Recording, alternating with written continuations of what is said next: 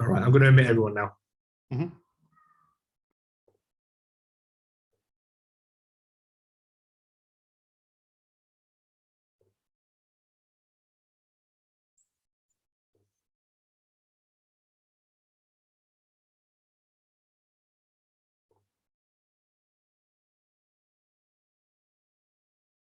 Hello, everybody. Let me just see if I can unmute.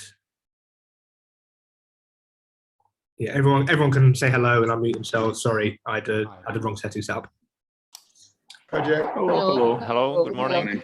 Good morning. Hi, how's it going? Morning. Oh, Hi. hello. I think it's morning for Hola, everyone buen at día, this hola. time. Roughly, maybe not actually. Mostly, probably. Yeah, mostly. So we'll just we are recording, as you probably saw the pop up. We'll give it a minute or two just before we start.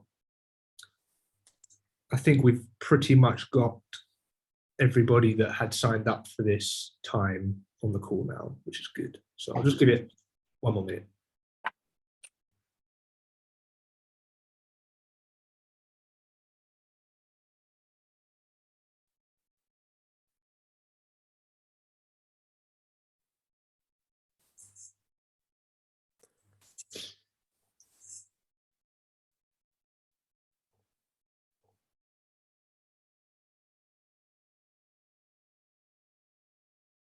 Okay, let's make a start then. So welcome everybody to the first dRep workshop. I appreciate it's been a long time coming actually. We first alluded to workshops, I think 2 or 3 months ago, maybe even now. And it's taken us a while to get to where we are, but we're here today and we're super excited to start talking about this with you guys and bring you on the journey with us as well. So let's jump into it. My screen will do the job. Here we go. So as with anything Project Catalyst, it is another experiment. We fully acknowledge that and welcome to it. And it wouldn't be a Project Catalyst experiment without this slide, which I will read through because it does help set the scene. Things may break, they may lack documentation, they may differ greatly between iterations, they may disorient, overload, and inspire. Our goal, as always, is to provide a safe and lively environment for you to explore the highest potential of human collaboration. So with that, I will step into the agenda. So today we have a few things to talk through, which we're super excited about, and it's pretty much the meat of understanding what the dRep role is and how it will work. So we'll quickly go over the future workshops and the documentation that will go with that. Roman and Philip, who are the research team that sort of are really behind the structure and design of this, are joining the call today, and they'll talk through liquid democracy and delegation and how that looks for Project Catalyst and Cardano.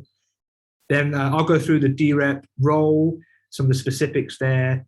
Then we get into the rewards for being a dRep, and then we touch on the safeguarding parameters that we have in place.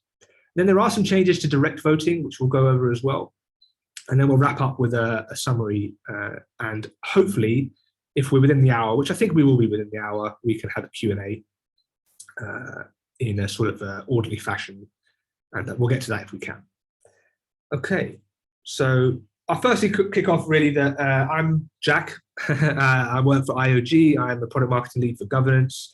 dReps are obviously a big part of that. And as Charles mentioned, for those on the town hall yesterday, Charles definitely alluded to lots of governance initiatives dropping this year and into next. And it's a busy time for us at IOG and governance, super exciting time. I'm very happy to be doing this with you guys today. So over the next 8-10 weeks, we will be holding 3 to 4 workshops. We haven't quite finalized the latter part of the workshops, but they will focus largely on the following. Obviously, we have today, that's liquid democracy, why delegation, and the dRep role. The second workshop, which we're hoping to hold towards the end of June, early July, will be the new registration and voting center and the dRep portal as well. So we'll do a walkthrough of those. And then sort of third and fourth workshops, we're looking to work with you guys to potentially create a code of conduct together, and then looking into the future really with how dReps, their role with Cardano into sort of the latter part of the year. And a sort of a big shout out to QA DAO for supporting all the recordings today, the transcripts, the documentation hosting and communication as well. They'll be supporting all of the workshops moving forward. So thank you to Stephen, Vanessa and the QA DAO team. So let's jump into what is liquid democracy, and I want to hand over to Raman.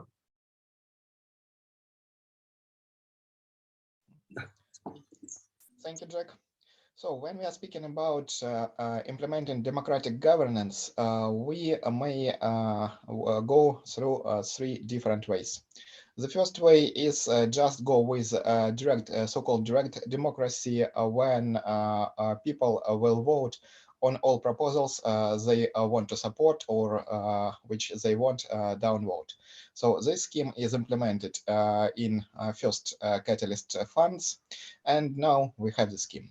But we need to develop further. And for this further development, we have two other ways. The first from these two other ways is a so-called representative democracy.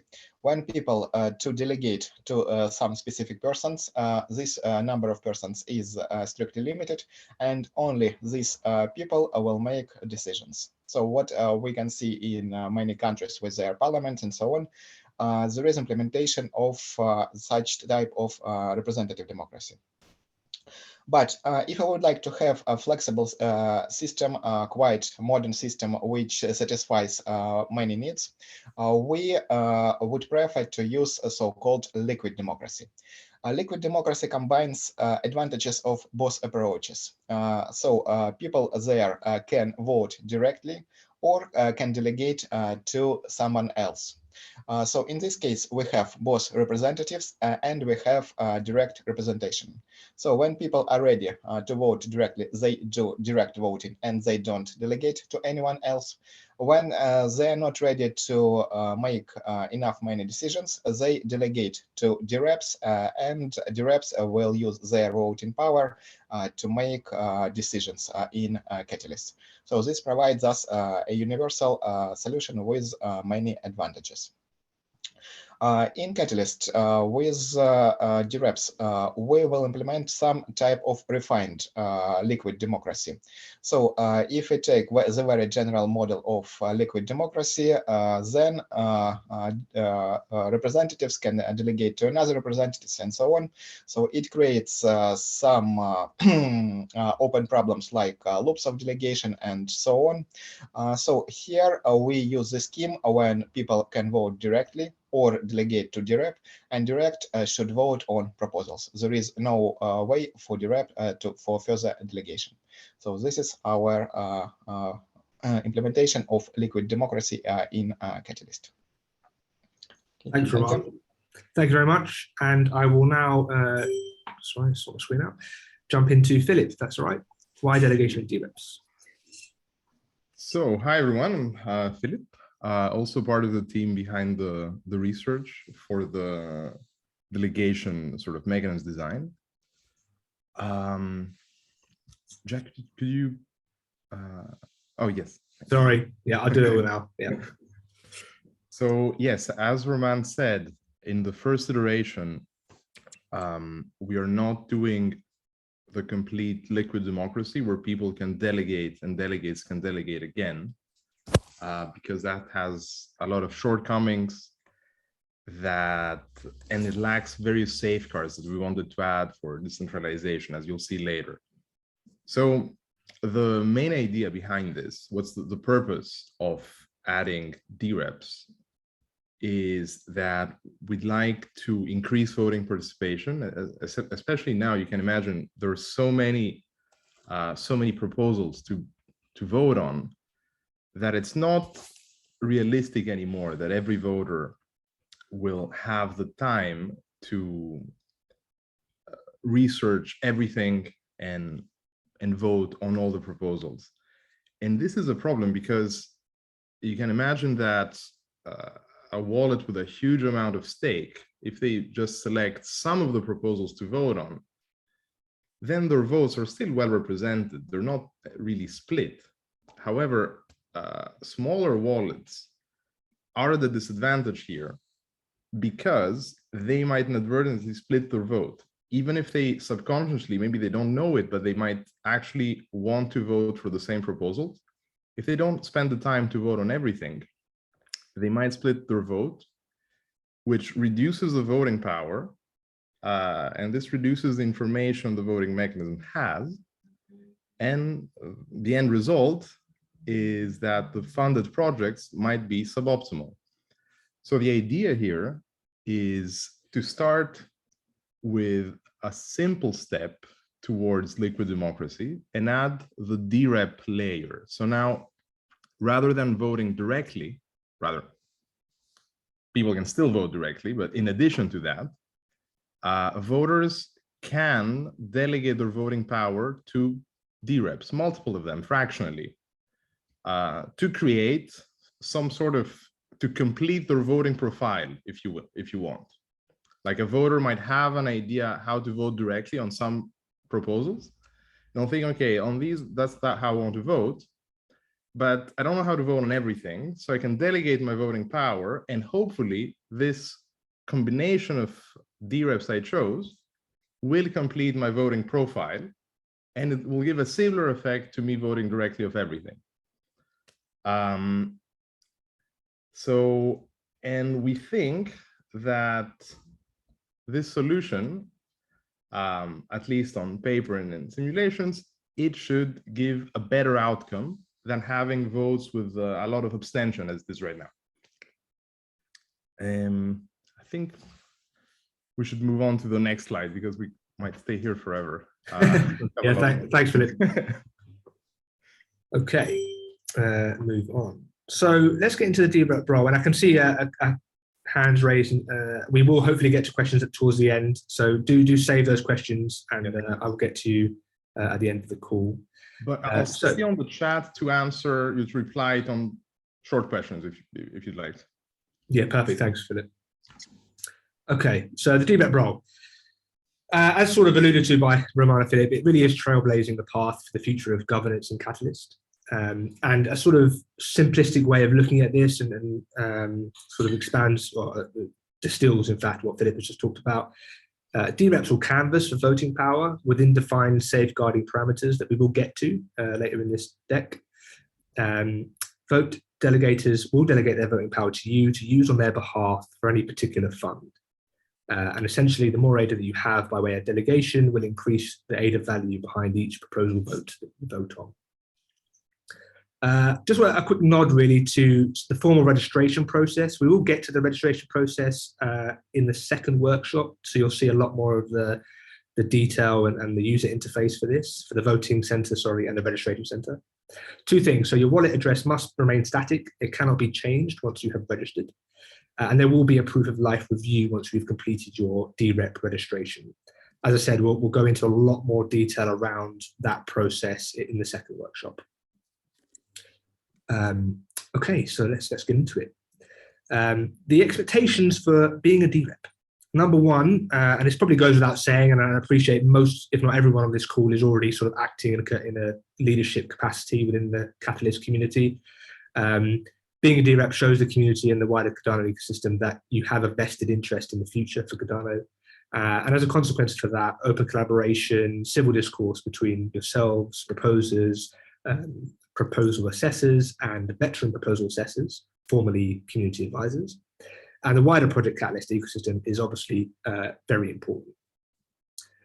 So there is a transparency aspect to being a dRep that's also vitally important. We expect dReps to commit to transparency at all times, to remain open if any conflicts of interests arise with other roles or positions within the community.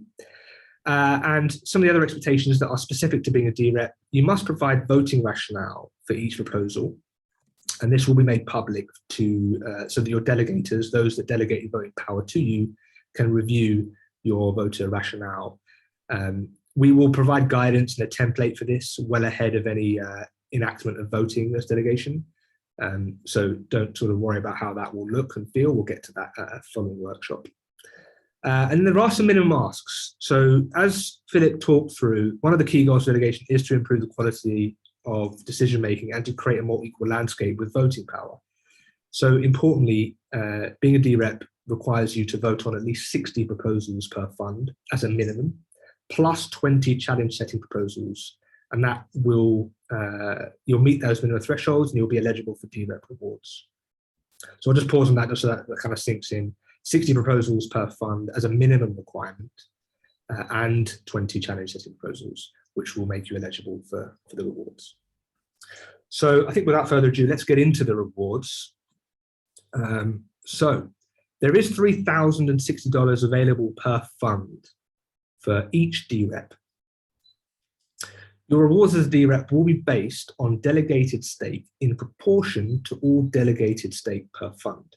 And actually, I'll just pause here for a second. I will be sharing this deck along with QA DAO, and then we'll also have a more longer form version of this deck that gives a bit more context to how Roman and Philip talked through as well. We'll share both, so you can return to this material offline to digest it after this call. And this call is also being recorded as well, so don't worry about scribbling notes down and worrying about remembering all of this. So I'll just go over that again. Your rewards as a dRep will be based on delegated stake in proportion to all delegated stake per fund. If a dRep has 1% of all delegated stake, they will be eligible for the maximum reward of $3,060 per fund, as long as I mentioned, the minimum requirements are still met. Only the top 150 dReps by value of delegated voting power will be eligible for rewards. And just to sort of nod to the 1%, it's an important cap. It prevents power concentration and allows us to have a level of decentralization that is safe. So just sort of talking about over and under delegation, what if you have less than 1% of total delegated stake, or what if you have more? So if you have over delegation, you will not receive any further rewards. So that $3,060 doesn't increase, and neither will your delegators receive any further voting rewards. This will be clear when delegators select their dRep of how much saturation a particular dRep may have. If you have less than 1% of all delegated stake, you will see rewards decrease proportionately. And just to mention it as well here with over delegation, you will also, as you won't receive any further rewards, you also don't have more voting power. So if you had 1.5%, you don't get an additional 0.5% voting power. And again, that goes back to the safeguarding parameters that we have in place. So I appreciate, I'm sure there'll be questions on this as well that we can hopefully get to towards the end. So let's touch on some of the safeguarding parameters. As Roman talked about, we do have a refined version of liquid democracy. It's our interpretation of it and how we designed it. And it's really important that we have safeguarding parameters that work against centralization and power concentration naturally. And so we do have a few things that I've sort of mentioned actually just previously that we have in place that help prevent this. So a dRep will be capped at 1% of all delegated stake. This excludes direct voting, so 1% of delegated stake doesn't include the total voting power across the whole fund.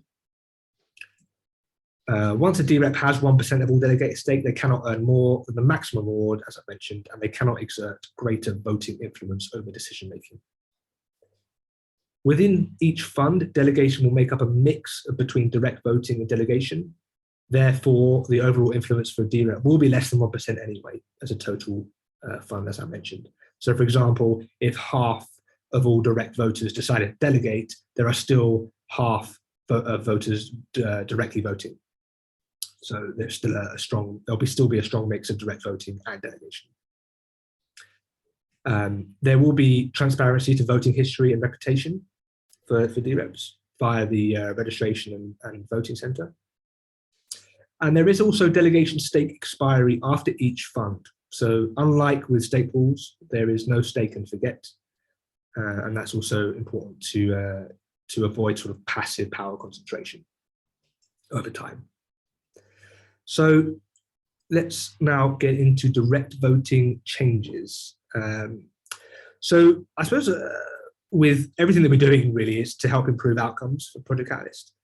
The ability of having control and freedom to choose what you do with your voting power remains a core principle. So we're still not sort of removing that, and that's the fantastic benefits of liquid democracy, that you still retain your power and your individual rights as an ADA holder within Catalyst. So it does obviously introduce, though, a new dynamic to direct voting. So delegating your voter power instead of direct voting will open up benefits to all voters and not just those who want to be more passive in Project Catalyst. There are some new minimum asks for direct voting. With the introduction of delegation, direct voting will now have a minimum requirements. For a voter participating directly, they will need to vote on a minimum of 30 proposals to earn voter rewards.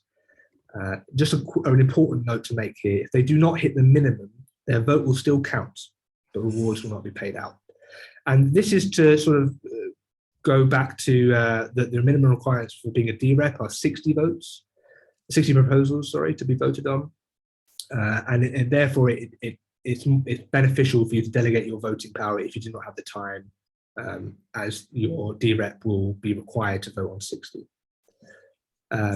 So just to again touch on the rewards, direct voting will still earn rewards. So we're not removing the rewards options there, but the 30 minimum is still a requirement now. The value of rewards per proposal will not be different whether you delegated or voted directly. So there's no sort of additional benefits in terms of value per vote of rewards, whether you delegated or voted directly. But naturally it will pay more to delegate unless you are voting across all of the proposals or hundreds of proposals. It still pays more to delegate. Minimum requirements for each dRep to be eligible for is 60, as I've mentioned. So therefore at least doubles the minimum voting rewards as a threshold. So we have been really on good time actually with this. So we are wrapping up actually. So great. So plenty of time for Q&A, which is fantastic. I just wanted to kind of recap on why liquid democracy. Importantly, it bridges imbalances of voting power for lower wallet holders. It increases volume of proposals voted on to drive better community outcomes. And delegation and dReps have been designed to avoid power concentration, centralization, and work towards an anti-fragile structure. And just the reminder about dReps and direct voting, $3,060 is the max reward per dRep with a 1% max voting power cap. And they must have voted on at least 60 proposals. And that's a mistake actually in there. And 20 challenge proposals, it's not all challenge proposals. To earn voter rewards for direct voting, direct voters must vote on at least 30 proposals. If less, their votes will still count, but no reward will be distributed. So what I'll do now is, I appreciate that was, we went through that pretty quickly actually. And I'm glad there is plenty of time left over for Q&A. So I'm going to allow everyone to be unmuted if they want to, and they can raise their hand. If people can raise their hands, that'd be beneficial for me to organize any sort of the hierarchy of questions. So if there are any questions that Philip and Roman haven't answered in the chat, I haven't seen the chat, sorry, because of my screen sharing. Okay, so Thomas, yeah, please be thrilled to speak. Hey, yeah, just got a quick question. I mean, right now it doesn't matter how many proposals you vote on, so that obviously is going to change for the voters. You explained a little bit more. You said choosing a dRep is beneficial because then you get to cover more votes. But I have, for example, voted on hundreds of proposals last time. So would it be a disadvantage for me to delegate to dReps in the future? Please clarify. Thanks. Yeah, Philip or Roman, do you want to take that one? Oh, sorry, I was replying to private messages in chat. Could you please repeat? So Thomas' question was, would it be a disadvantage for him to delegate his vote if he is voting on more than hundreds of proposals? No, disadvantage in the sense of rewards or in the sense of representation. Sorry, just to, if I wanted to, I mean, not that I want to, but if I wanted to maximize my voter rewards. Right now, I believe that it doesn't matter how many proposals you vote on. So I gathered from the presentation that this is going to change. So maybe you could elaborate a bit more on that. Oh, correct. So the voting rewards themselves will be the same, but only if you vote for a set number of proposals or more. And the idea for this is that we want to send the message that since there is the easier option of choosing a dRep, if somebody really wants to vote directly, given that the reward is the same, they should vote directly if they provide enough information to the system about their preferences. And that's why the limit, like the lower threshold on proposals is there. for direct voting compensation. Of course, if somebody doesn't care about the rewards, they can still vote directly and their votes will be counted. The rewards are just, just the monetary part depends on the number of proposals somebody votes on directly. I still don't get it, sorry. Okay, so right now, anybody who votes gets rewarded, no matter how they vote. So yes, it's just that if you vote for like less than 30 proposals, the reward is 0. If you vote for 30 or more, it's exactly the same as the current voting reward. Okay. Or the reward you would get by delegating. It's very, it's nothing complicated in this part. It's just so that the people who do decide to vote directly, they compensate by voting on more proposals, because the whole point of the dRep is to increase the information available to the mechanism. And if somebody only wants to vote on 10 proposals, it's probably more beneficial to find a dRep that agrees on these 10 proposals and delegate to them, and let the dRep fill out the rest of the voting profile. However, if they want to vote directly, they don't have to vote on every proposal or as many as a dRep would, but they would still have to vote on a few proposals just to get some information within the system to make the right choice.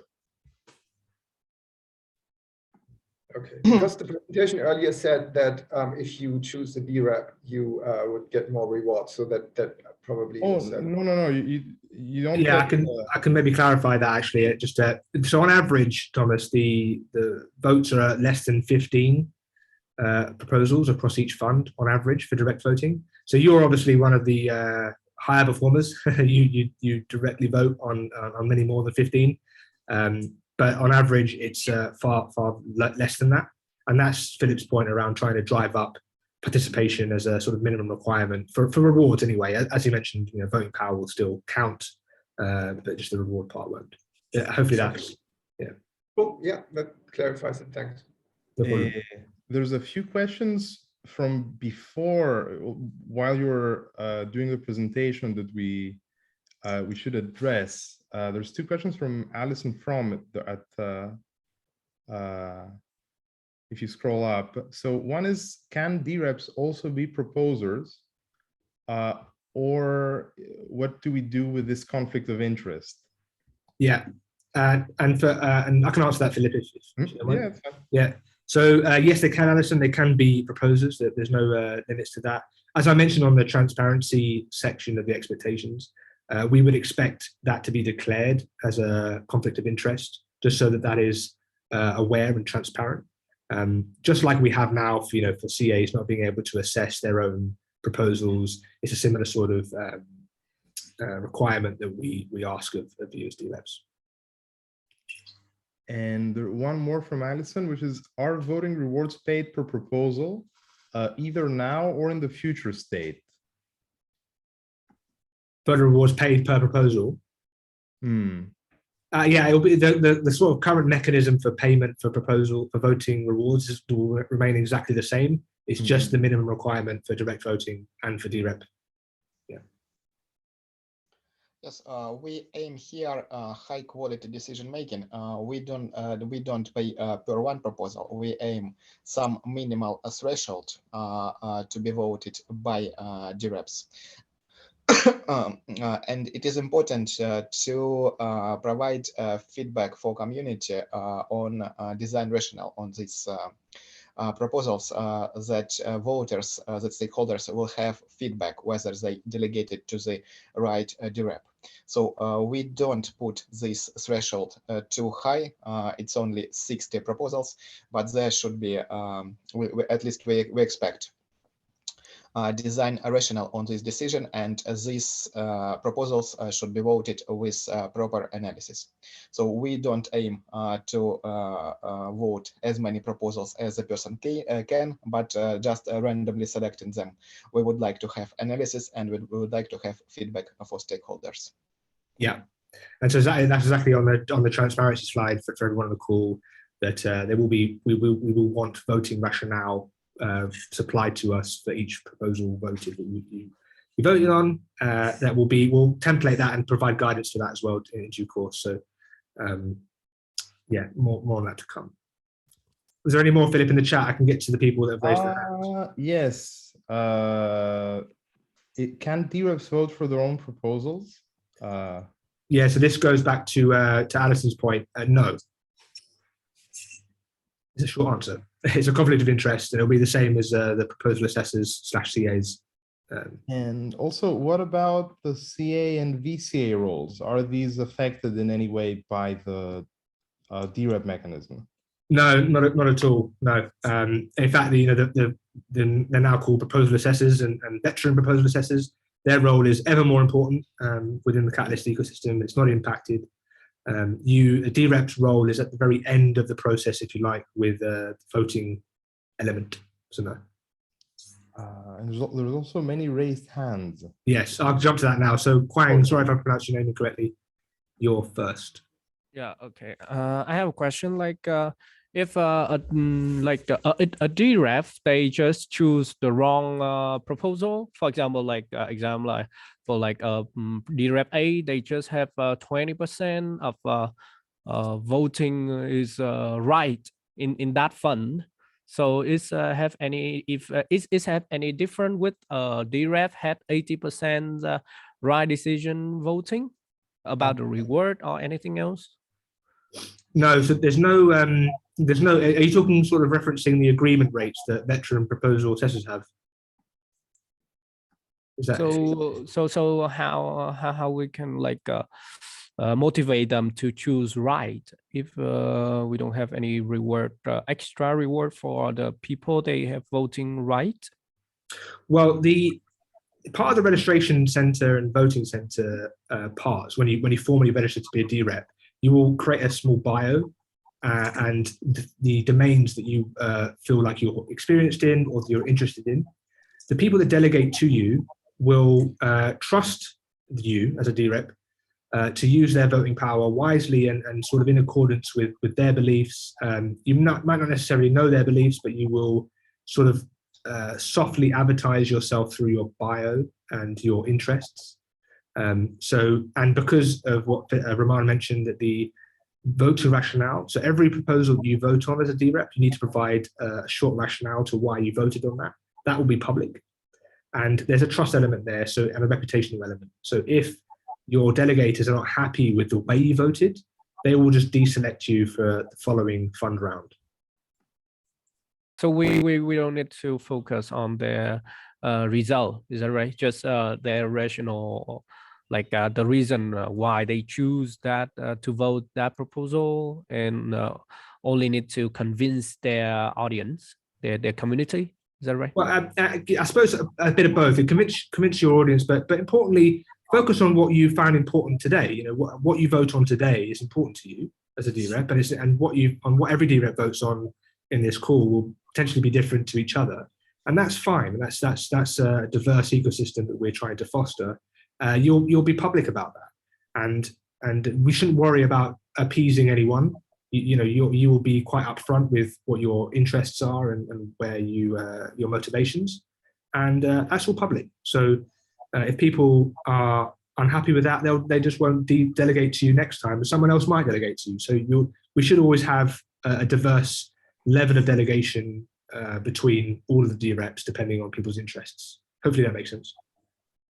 Yeah, and here in this question, there may be some implicit assumptions that for all decisions, there can be right or wrong decision. Unfortunately, we are in a very complex system, and whether we have alternatives, whether to scale Cardano on level 1 or on level 2, both of them are right decisions, but only one strategy can be taken. And we don't know in advance whether it is right or wrong direction. Moreover, we need to support diversity.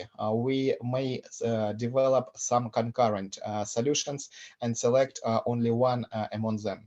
And at some point of time, we don't know for all the decision whether they are right or not, or not wrong, or not right or they are wrong.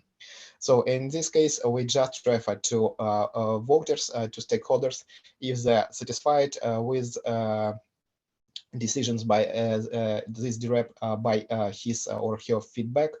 In this case, he's doing everything correct, everything right.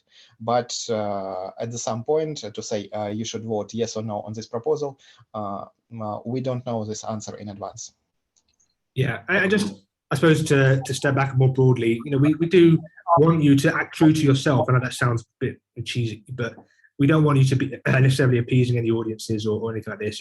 Stay true to your own values and what you think is important for Catalyst and for Cardano, and that, like I said, that'll be public and fairly clear to delegators. So stick true to that, and don't worry too much about trying to appease. If that makes sense. What happened with the centralization? If some proposal, they just have a team with a lot of people, they do a good marketing to take their delegation for that to help voting for them. Does have any problem with the centralization in here? Well, I suppose, maybe there's a problem today that we have anyway, right? I suppose that there are teams and good marketers out there that have proposals within Catalyst, and part of your role as a dRep is maybe to see through some of that, to see some of the benefits of that, and to judge each proposal on its own merits with the support of the community assessments and the veteran assessments. So, you will certainly lean on the processes that we already have, and you'll make your own judgment as someone that is a community leader within Catalyst. Move on to some more questions. Yeah, thanks, Chris. Tom, next. Yes, good morning, everybody. I want to congratulate IO and the entire team. The amount of work and depth of thought, I think, is pretty evident in this presentation and the layout for this new dRep position.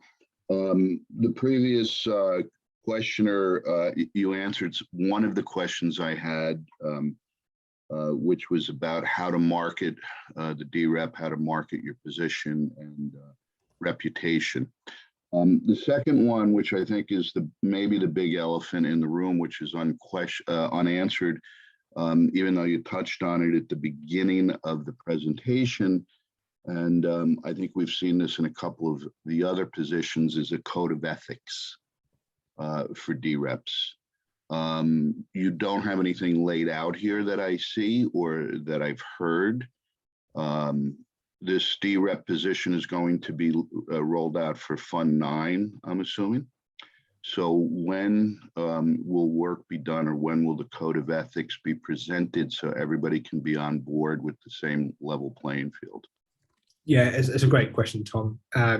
So yes, there was reference at the beginning, and there isn't a formal code of conduct for dReps that currently exists, and we want to work with the first cohort, so you guys, on helping shape that, similarly how we're sort of starting to work and shape the code of conduct for the circle. And maybe just to be clear on the code of conduct for the circle, it's in publication draft that's being checked over by legal right now. So it is reasonably fully formed with community input as well. And so now once it's gone through a legal review, then we'll be ready to at least show the code of conduct for the circle, and then we can build off of that for dReps and Catalyst code of conduct more generally. Do you think that we can have a commitment, and it may be a hard question to ask or answer, but can we have a commitment that a code of ethics for the dReps will be finalized prior to initiating this in Fund 9, so everybody understands what the level playing field is? Yeah, I think that's a fair question, Tom, and we can make that commitment to have a code of conduct for sure. I think we should be honest as well on the call here. We're not completely 100% confident around Fund 9 being the point of delegation. It could be Fund 10. So okay, we will keep you guys updated on that, which gives us a little bit more time. But to Chris's point, we are actually quite far down the line of getting this code of conduct sort of for the circle anyway, sorted, and then there could be adaptations of that for dReps. Okay, now, because there seems to be a myriad of communication channels within Catalyst. I think it's 37 by my last count. Where is the communication channel going to be for the dRep? Are we going to do something like a dWork channel, or is it going to be Telegram, or is it going to be just in Discord? So currently we have a dRep section within the Project Catalyst Discord. And that's where I would ask everyone to direct any questions after this call to. I'll be monitoring that along with Danny and the team. So we will answer as many questions in that Discord channel. I'm sure that Telegram may become a channel, but as you say, Tom, there's many channels already. So we're trying to avoid creating too many, but yeah. Right. Well, I thank you. I thank the team. I think this is a phenomenal project, and I can't wait to see it launch and we get more voting and voting participation. Thank you. Thanks, Tom. Appreciate that. Okay. Sorry, I haven't got your first name, but SR. Yeah, Scott. Sorry about Hey, that. Scott. No problem. A couple of things. When you do your next presentation, can you make sure the slides are larger? It looks like it's in portrait right now. And so this, even on I can't increase the screen size or anything on my laptop. So okay, it's good feedback. Difficult to read the slides. And then another question is, as a dRep, I know you're voting with, you got the aggregated voting weight, basically. Can you also vote like separately on your own wallet as a dRep? Like have your own personal vote instead of, is that possible? Is that all right? Does that make sense? Yeah, it makes sense. Philip, do you want to take that question?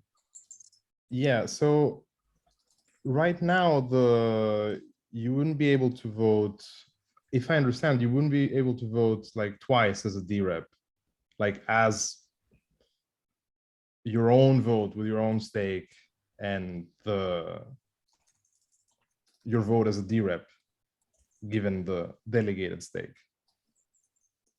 Right? I think yeah, that was my question. And technically, you could just make another wallet, transfer your own wallets there, and then connect one wallet with dRep voting power and one wallet with your personal. Yeah, I just wanted to clarify how it worked. I appreciate it. Thank you.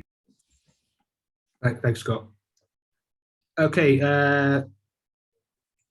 Kyle, I think, is next.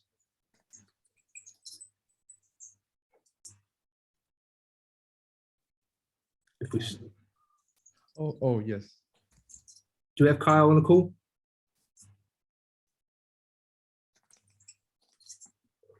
I can't hear. I will skip Kyle, and if he comes back, just let me know. Alex.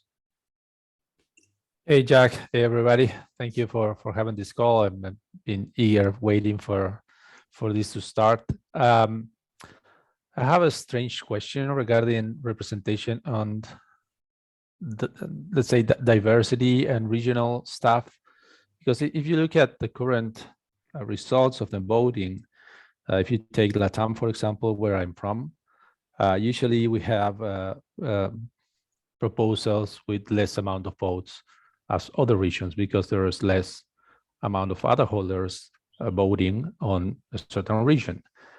So normally what you do as a proposer in the region is to market to your supporters and the people that cares from the same thing that you do, and then you have some votes that make you success. But if you become a dRep and you can vote on your own proposals, because many of us not only voters rather than proposers. For example, in my case, I lead the Latam Cardano community, and we present also community proposals. So if I become a dRep and I concentrate, let's say I'm very successful, I have the trust of the people in Latam, they delegate all the voting power in me, and I have 1% of the ADA, which probably counts for all Latam. I am assuming, I don't have any numbers on that. And I cannot vote on the proposals I am part of, then suddenly we will be really making those proposals a failure, right? Or we will have to manage around other methods to get vote for that proposals, which is kind of strange. Why is that? What is the rationale of why, as a dRep, that you're representing certain way of doing things, certain politics that are transparent, that you are kind of transparency saying that we are supporting this? What is it that we will not be able to vote on the proposals that we are part of? I mean, in any part of the world, any party, any person that is public and is rooting for something, they are able to vote on the same something.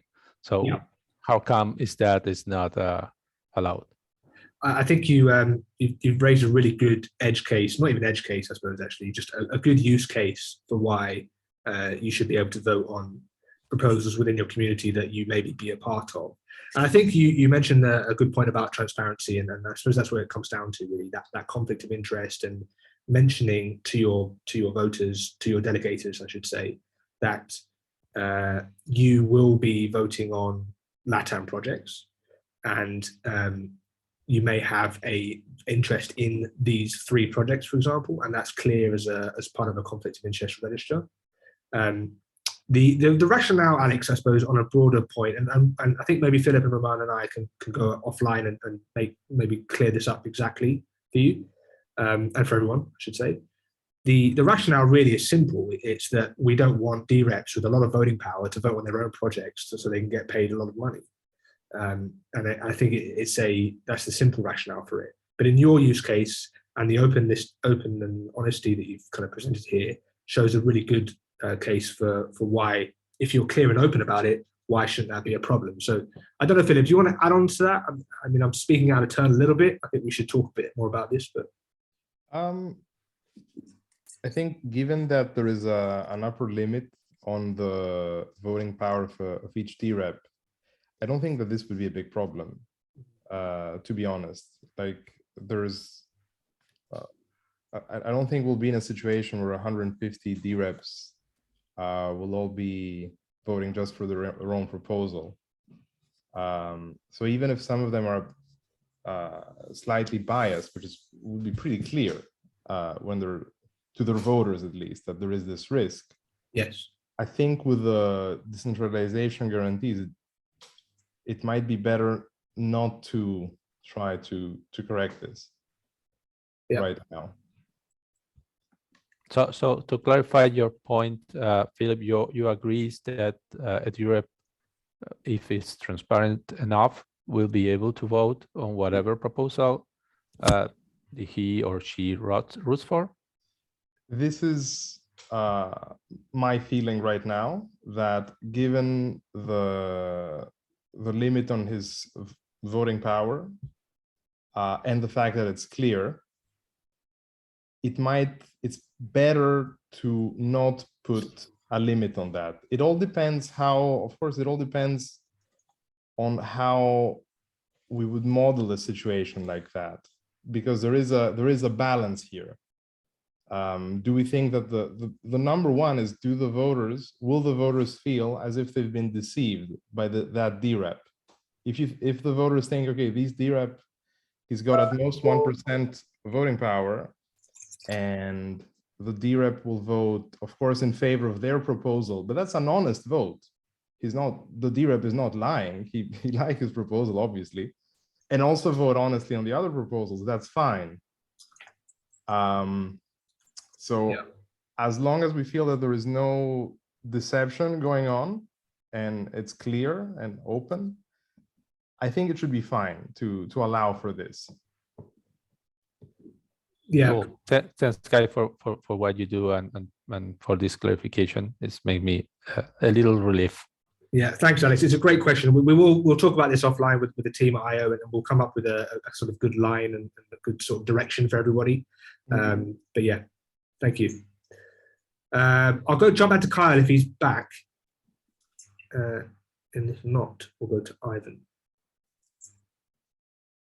Okay, let's jump to Ivan then. Hello, everyone. Quick question: who will decide who will be the future dReps in later rounds? Of course, one of the key pillars of Cardano is decentralization and openness. So, who will decide about it? So no one actually. I haven't. It's just exactly to your point. The dRep registration will not close. We sort of put a early call out to get people who may be interested in becoming part of that first cohort to really help us shape what the dRep role is, and to lots of the questions we've had today are going to help us do that. So the registration center and the voting center will be a permanently open avenue for people to register to be a dRep. So no one will choose centrally who becomes a dRep. The voters, the vote delegators will decide based on their voting power as individuals. Does that make sense? Yeah, thank you.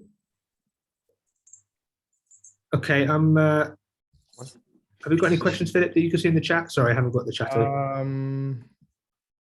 Yes, there was a question about being a dRep and being on the Catalyst circle at the same time.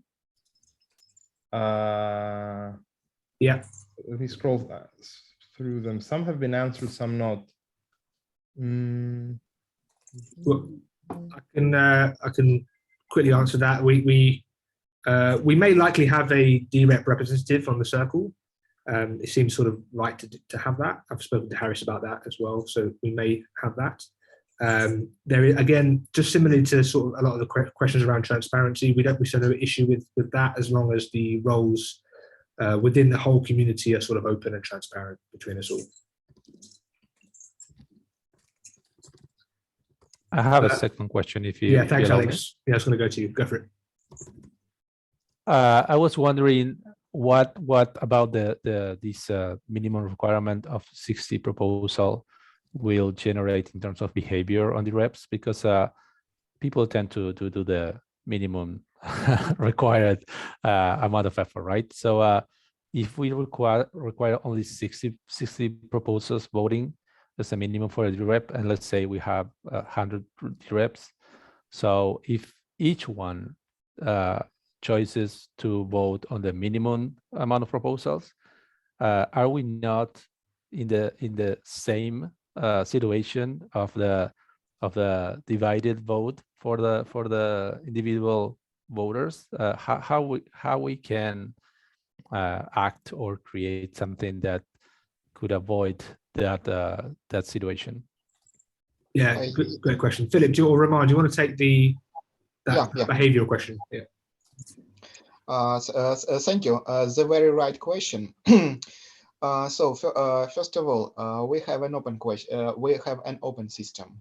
So we have enough many dReps, and we have competition between them. So voter stakeholders will select the best performing dReps. So we have such incentive to vote on more than 60 proposals to gain to attract more delegation.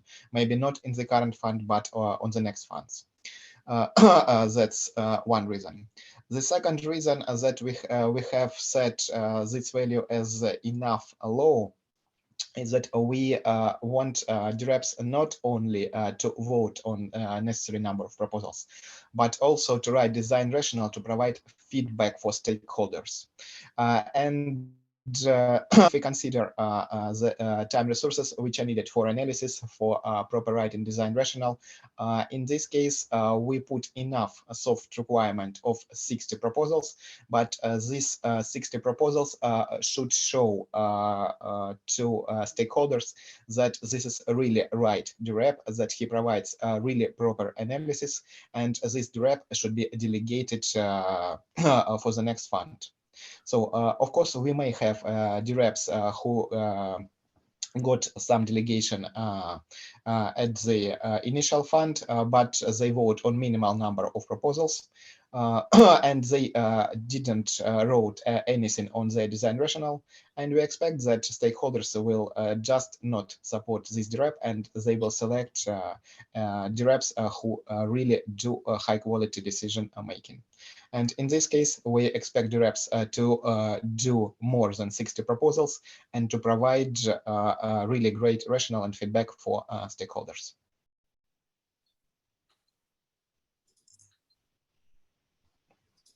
Was that okay, Ivan? Was there anything else?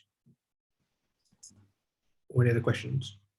Yeah, I think we should I don't know, have a use case and see how that goes on the first cohort or the first representation. But I'm kind of concerned that if you look at CA's or VCA's assessment rates, if you put a minimum threshold, people tend to use it as an anchor, right? Yeah. And so if we go for a minimum, which is really minimum for me, is a 60 proposal is nothing compared with 1,200 proposals in a certain fund, right? So I kind of worried that by having this minimum threshold of 60, it will create a lot of dReps just voting on 60, diluting the voting and creating a higher problem that we have right now, because they will be concentrating 1% of the vote, let's say, and a maximum saturation each. So yeah, kind of concern me.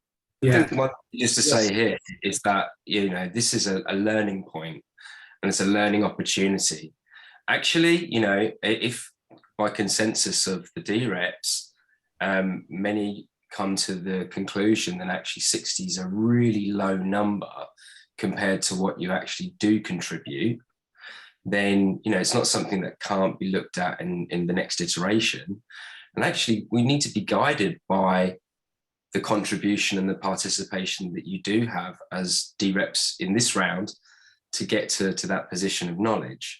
So, yeah, if we can say that when this particular variable has been being considered, it has been being considered from everything from 5% to 95%. So we have to pick a starting point. I think that's the most important thing to take away from this threshold, is that there's a starting point. If it was 95%, we think that would probably be overkill. But then where do you draw the line? And maybe just this minimum viable threshold in this particular iteration is the place to begin. It's a fair point, Chris. Thanks for rising up. Yeah, let's rock. Let's try it. Thanks. Was there? Can you hear me actually? No, I can. Yeah. Yeah. Sorry. I got this. I have this new Linux laptop, and audio on it is a whole new thing for me. So, yeah. So just two real quick questions, actually. So, and you probably answered them as long as I've been messing with my audio. But when you say the 1% in the 3060, that's 1% of the total, however many people have delegated, right? So if there are 20 people with 20 million voting power, and that's all that's delegated to dReps, then that's how you're calculating the 1%, right? And then the second question, okay. And then the second question is there going to be a central location for information? So for two things, one for dReps to gather information that they need, and then for potential delegators to say, okay, so here, like a website, for example, here's a page where I can go look at the 200 dReps and I can read their bios, or I can, you know, is there going to be a central location for all of that? Yeah, so we will have a new voting and registration center that will be have everything you just mentioned. So the list of dReps, the bios, the history. I mean, there won't be any history initially, but the history moving forward.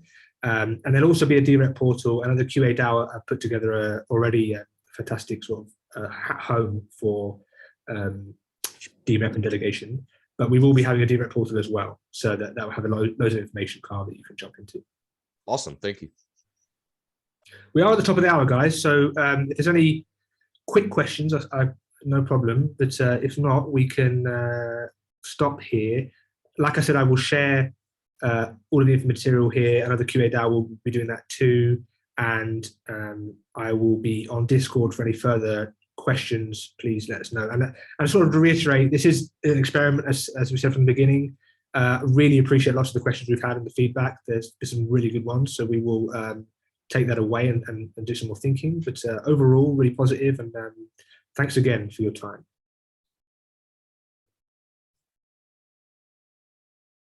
All right. Thanks, everybody. I'm going to stop recording. That's great. Thank you.